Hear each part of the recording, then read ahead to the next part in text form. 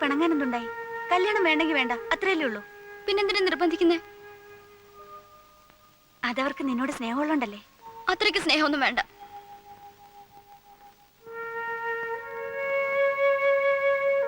ഏട്ടത്തി, ഒരു മുഖലക്ഷണം പറയട്ടെ. നിന്റെ മനസ്സിൽ മറ്റാരോ ഉണ്ട്.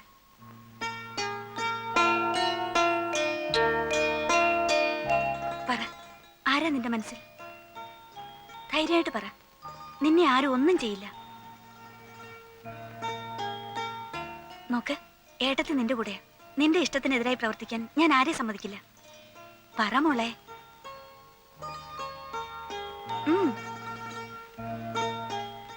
എന്റെ കോളേജില് മലയാളം പഠിപ്പിക്കുന്ന സാറിന് എന്നെ ഇഷ്ടാ. എന്താ അയാളുടെ പേര്? ശിവൻ.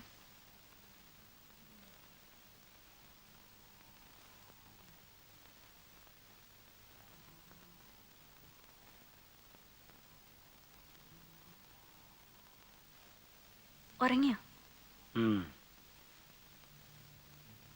ഞാൻ ഒരു കാര്യം പറഞ്ഞാ ദേഷ്യപ്പെടൂ? ദേഷ്യപ്പെടൂ? എന്താ നിന്റെ കാശ് വല്ലതും പോയോ? അതല്ല, നമ്മുടെ രമയുടെ കാര്യ. എന്താ? പിന്നെ കേട്ടാ ബഹളം വയ്ക്കരുത്. ഇല്ല, നമുക്ക് പറഞ്ഞു ശരിയാക്കാവുന്നേ ഉള്ളൂ. നീ കാര്യം പറ. രമ അവളുടെ മലയാള ലെക്ചറുമായി സ്നേഹത്തിലാണെന്ന്.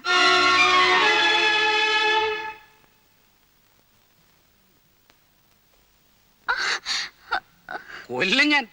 പഠിക്കാനെന്നും പറഞ്ഞ മാസാമാസം ഫീസും ബസ് ചാർജും വാങ്ങി നീ ഇവിടുന്ന് പൊയ്ക്കൊണ്ടിരുന്നത് ഇതിനായിരുന്നോടി? കുടുംബത്തിന് ചിത്തപ്പേരുണ്ടാക്കാൻ ഞാൻ സമ്മതിക്കില്ല. മുട്ടിനും തല്ലുപിടിച്ചാൽ മൂലക്കിടും. ഏമാണ് പോലും. എന്താണോ എടുത്ത മണ്ടലോടത്ത് വെക്കേ? എന്താ മോള് പാരലൽ കോളേജിലെ വാധ്യാരോട് പ്രേമത്തിലാണെന്ന്. അച്ഛാ, ഇതിങ്ങനെ വിട്ടുകൊടുക്കാൻ പറ്റുകയില്ല. ഒറ്റ മോളാന്ന് കരുതി നിങ്ങൾ രണ്ടുപേരും ലാടിച്ച് അവളിങ്ങനെ ചീത്തയത്. ഒന്ന് മാറിക്കേ. ഇനി ഞാൻ ചോദിക്കാം. ഞാനും ഇവളുടെ ഒരു സഹോദരനാണല്ലോ. എടി, അവൻ ആരാണ്? അവന്റെ പേരെന്താണ്? നാടെവിടെയാ? ഇത് തുടങ്ങിയിട്ട് എത്ര നാളായി? ഇങ്ങനെ ബഹളം വെച്ചാൽ എങ്ങനെയാ? അയൽവക്കക്കാരെ കൂടെ അറിയിക്കണം. അറിയട്ടെടി, ചോദിക്കാനും പറയാനും ഇവിടെ ആണുങ്ങളുണ്ടോ? നാലാൾ അറിയട്ടെ. നാളെ മുതൽ നീ കോളേജിലും പോണ്ട, ഒരു കുന്തത്തിലും പോണ്ട. ഈ വീട്ടിൽ ഇന്ന് വരെ ആരും ഇങ്ങനെ ഒരു നാണക്കേട് ഉണ്ടാക്കിയിട്ടില്ല. അല്ല, എനിക്ക് ആദ്യം പോലെ സംശയം ഉണ്ടായിരുന്നു. ഉണ്ണിയേട്ടൻ നേരം വിളിക്കട്ടെ. ഇതിൽ രണ്ടിലൊന്നും അറിഞ്ഞിട്ട് നേരം വെളുത്താ മതി. നീ ഇനി അവനെ കാണൂ? കാണും.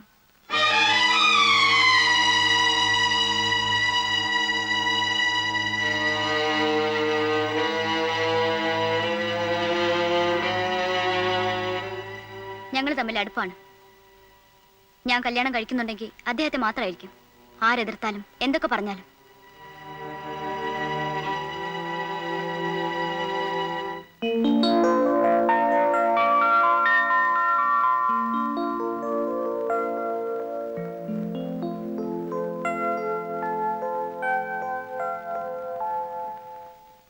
മിസ്റ്റർ ശിവൻ. മിസ്റ്റർ ശിവൻ ആരാണ്? എന്താ? സ്വല്പം പേഴ്സണലാണ്. ഒരു മിനിറ്റ് മാഷേ.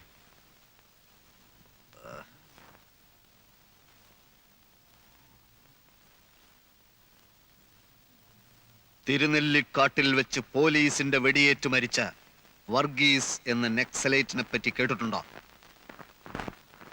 എനിക്ക് മനസ്സിലായില്ല. അദ്ദേഹം എന്റെ സുഹൃത്തായിരുന്നു. തൽക്കാലത്തെ ചില പ്രശ്നങ്ങൾ കാരണം ഞാൻ നാടകത്തിലോട്ട് മാറിയെന്നേ ഉള്ളൂ. പക്ഷെ പ്രസ്ഥാനത്തിലെ പലരും ഇപ്പോഴും എന്റെ സുഹൃത്തുക്കളാണ്. അല്ല, ആരാ നിങ്ങള്? ഇതൊക്കെ എന്നോട് പറയുന്നത് എന്തിനാ? ഒരു കോങ്ങാടും മറ്റൊരു തലശ്ശേരിയും ഇവിടെ ആവർത്തിപ്പിക്കാൻ എനിക്ക് സാധിക്കുമെന്ന് മനസ്സിലാക്കിക്കോളൂ. താൻ പഠിപ്പിക്കുന്ന പെമ്പിള്ളേരെ പിഴപ്പിക്കാൻ നടക്കുകയാണ് അല്ലേ? നിങ്ങൾക്ക് ആള് മാറിയെന്ന് തോന്നുന്നു. ഇല്ല, ഇനി ഇത് തുടർന്നാൽ തന്റെ ആൾ രൂപം ഞങ്ങൾ മാറ്റും. രമ ഞങ്ങളുടെ ഒറ്റപ്പങ്ങളാണ്. ഓ, ഇപ്പൊ മനസ്സിലായി. നാടകപ്രാന്തനായ ഒരു ചേട്ടനുണ്ടെന്ന് രമ പറഞ്ഞിരുന്നു. പേര് ചന്ദ്രൻ തെക്കേ മുറി അല്ലേ? അല്ല, പ്രേമം വടക്കേ മുറി. ആ, അത് തന്നെ. ഏതോ ഒരു മുറിയുള്ള കാര്യം അറിയാമായിരുന്നു. നിങ്ങളുടെ പുതിയ നാടകത്തിന്റെ പേര്? ശാന്തി മുഹൂർത്തം. ആ, ഏതോ ഒരു മുഹൂർത്തം. അത് കാണേണ്ട ഗതികേട് എനിക്കുണ്ടായി. നിങ്ങളുടെ റോളും ശരിയായില്ല, അഭിനയം മഹാബോറും. ഇപ്പോ റിഹേഴ്സൽ നടന്നുകൊണ്ടിരിക്കുന്ന നാടകത്തില് എനിക്ക് നല്ല റോളാണ്. ഞാൻ കലക്കും. എനിക്ക് പ്രതീക്ഷയില്ല. ഇല്ലേ, വേണ്ട. പ്രേമിക്കുന്നെന്ന് പറഞ്ഞ് എന്റെ പെങ്ങളുടെ പുറകെ താൻ ഇനി നടക്കരുത്. സുഹൃത്തെ, ഞാൻ എഴുതിയ ചില കവിതകളിൽ കടന്നു വരാറുള്ള തത്വങ്ങളെക്കുറിച്ചാണ് എനിക്ക് ഓർമ്മ വരുന്നത്. ലോക സമസ്ത സുഖിനോ ഭവന്തു, മാ ഫലേഷു കഥാചന. ഏ? സ്നേഹമാണ് അഖിലസാര മൊഴിയിൽ എന്നുവെച്ചാ എന്ന് വെച്ചാൽ ചിറകറ്റ പക്ഷിക്കു ചിറകുമായി നീ ഇനി പിറകെ വരല്ലേ വരല്ലേ. അവസാന യാത്ര പറഞ്ഞു നീ ഇനിയും വരല്ലേ വരല്ലേ. നീ തന്നെ ജനനവും സന്ധ്യേ, നീ തന്നെ മരണവും സന്ധ്യേ. നീ തന്നെ ജനനവും നീ തന്നെ മരണവും നീ തന്നെ സന്ധ്യേ. ചിറകറ്റ പക്ഷിക്കു ചിറകുമായി നീ ഇനി പിറകെ വരല്ലേ വരൽ. ഹലോ. എന്താ? ഈ പാരലൽ കോളേജിൽ പഠിപ്പിക്കുന്ന ഒരു ശിവനുണ്ടല്ലോ, ആ, പുള്ളിയുടെ വീട് ഏതാ? ഇത് തന്നെ. ഇത് തന്നെയാണോ? ഇത് തന്നെയാ, സംശയിക്കണ്ട. കോളേജിലൊക്കെ വെറുതെ പോകുന്നല്ലേ. മൂപ്പർക്ക് എന്തിനാ ജോലി? അമ്മയ്ക്ക് ആ കൂടെ ഒറ്റ മകൻ, കണ്ടമാനം സ്വത്തും. നമ്മൾ ആരാണാവോ?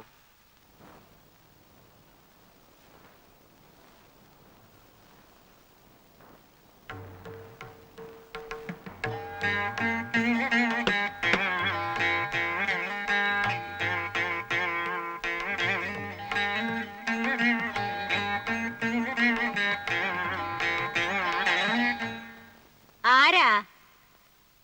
നമസ്കാരം. ആ, നമസ്കാരം. മിസ്റ്റർ ശിവന്റെ അമ്മ, തൃക്കുന്നത്തെ ഭഗീരഥി അമ്മ. മനസ്സിലായില്ലല്ലോ. എനിക്ക് ശിവനെ ഒന്ന് കാണണം. അവൻ ഇവിടെ എവിടെയോ ഉണ്ടായിരുന്നല്ലോ. കാർത്തു, ആ ചുമന്ന മാരുതി കാർ അവിടെ കിടപ്പുണ്ടോ?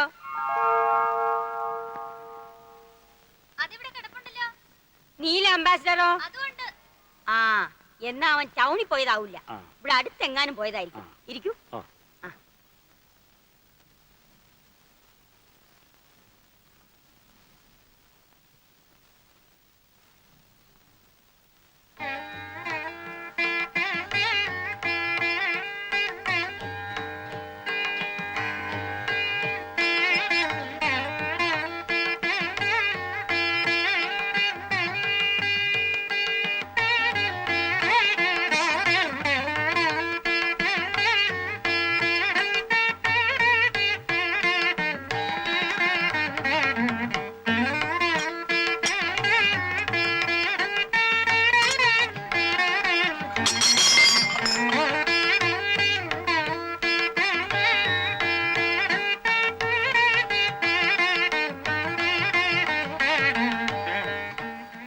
കാപ്പുടിക്കാം.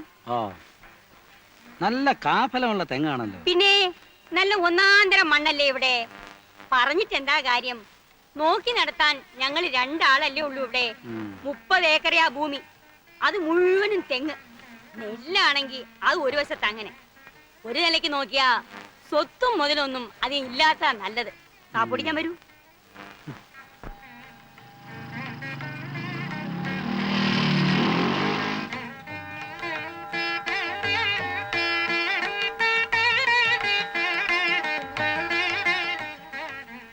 രമയുടെ ചേട്ടനല്ലേ?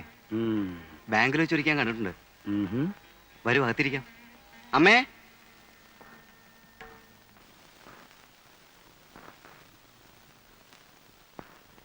എല്ലാ വശങ്ങളും സൂക്ഷ്മമായി ഞാൻ അന്വേഷിച്ചു. ഏക്കർ കണക്കിന് ഭൂമി, ഉഗ്രം വീട്. അധികം ആലോചിക്കാനൊന്നുമില്ല അച്ഛാ, നമുക്കിതങ്ങ് ഉറപ്പിക്കാം. നല്ലതുപോലെ സാഹിത്യവാസനയും ഉണ്ട്.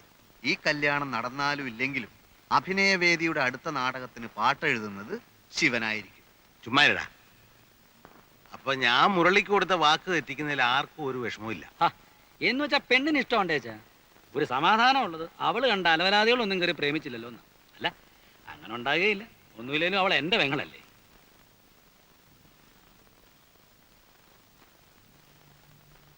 എന്നാലും നമ്മൾ മനസ്സിലൊന്ന് ഉറപ്പിച്ചിട്ട്. അച്ഛാ, മുരളിയുടെ കാര്യം ആലോചിക്കുമ്പോ എല്ലാവർക്കും വിഷമമുണ്ട്. പക്ഷെ അവക്ക് ഇത് തന്നെ മതി എന്ന് പറയുമ്പോ പ്രായക്കുറവിന്റെ അടുത്തിയാട്ടത്തിൽ പെൺകുട്ടികൾ അതൊക്കെ പറയും. നമ്മൾ വേണം മനസ്സിലാക്കി കൊടുക്കാൻ. ആ, ഇതങ്ങനെ മനസ്സിലാക്കി കൊടുക്കാൻ പറ്റുകയില്ല. പ്രേമത്തിന് കണ്ടില്ലെന്ന് അച്ഛൻ അറിഞ്ഞൂടെ? അത് ശരിയാ. ആ, ചുവരെടുത്ത്, ഒളിച്ചോട്ടം, ആത്മഹത്യ, എതിർക്കാൻ പോയ ഇതൊക്കെ ആയിരിക്കും ഫലം. അതുകൊണ്ട് നമുക്കിത് എതിർക്കണ്ട അച്ഛാ. നീ എന്താ ഒന്നും മിണ്ടാതിരിക്കുന്നേ? എനിക്കൊന്നും അറിഞ്ഞൂടാ.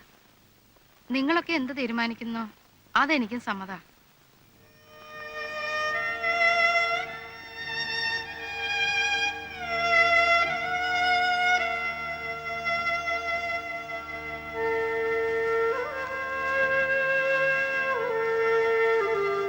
ആ, ഞാൻ മുരളി അങ്ങോട്ട് അയക്കാതിരിക്കുന്നു. രമയുടെ ജാതകക്കുറിപ്പൊന്ന് വാങ്ങാനാ. പണിക്കര് പറഞ്ഞ് നാളെ കിട്ടിയിരുന്നെങ്കിൽ നല്ലൊരു മുഹൂർത്തം നോക്കി വെക്കാമായിരുന്നെന്ന്. ഞാനും അക്കാര്യത്തെ പറ്റി പറയാനാ ഇങ്ങോട്ട് വന്നേ. മുരളി,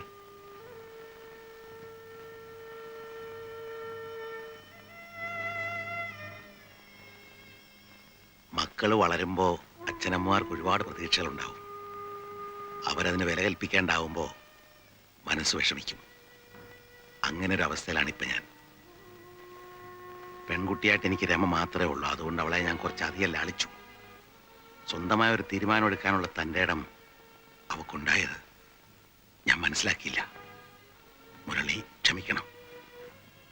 അവള് ഒരാളെ ഇഷ്ടപ്പെടുന്നുണ്ടത്രേ. ഞാൻ ഊഹിച്ചു.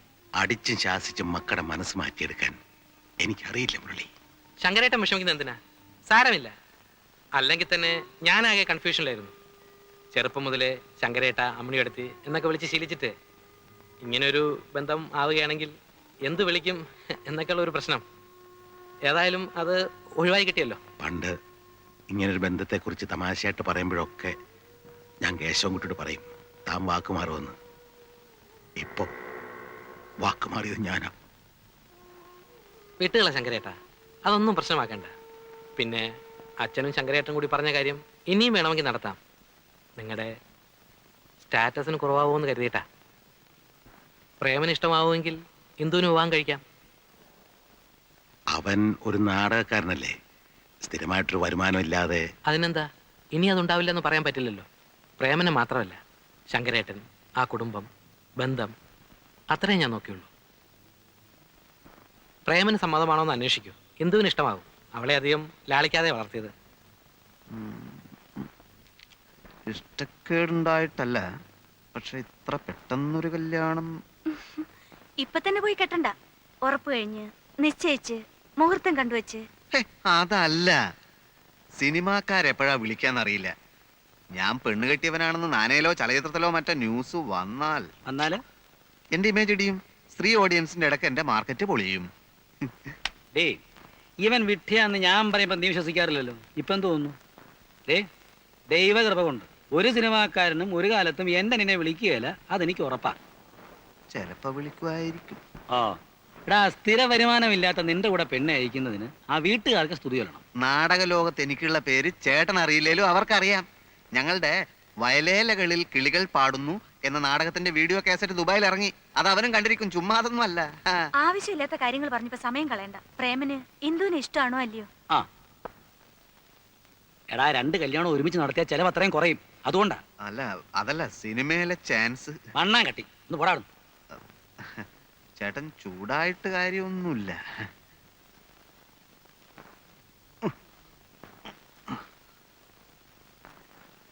കെട്ടിക്കളിയല്ലേ? പ്രായവും കടന്നു പോകുന്നു.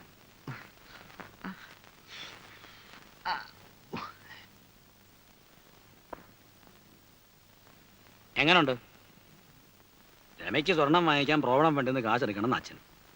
ആ വേലാതി കിടയിലാ അവൻ ഒരു ഇളിഞ്ഞ പോസ് കാണിക്കല്. പണം എടുക്കാതെ ഒക്കൂ. ബാങ്ക് ഉദ്യോഗസ്ഥന്റെ പെങ്ങളാവുമ്പോ അല്ല, അതിന്റെ ഒരു വെയിറ്റിൽ വേണമല്ലോ രമയെ പന്തലേക്ക് ഇറക്കാൻ. ക്ലാസ്സിങ് ആണ്.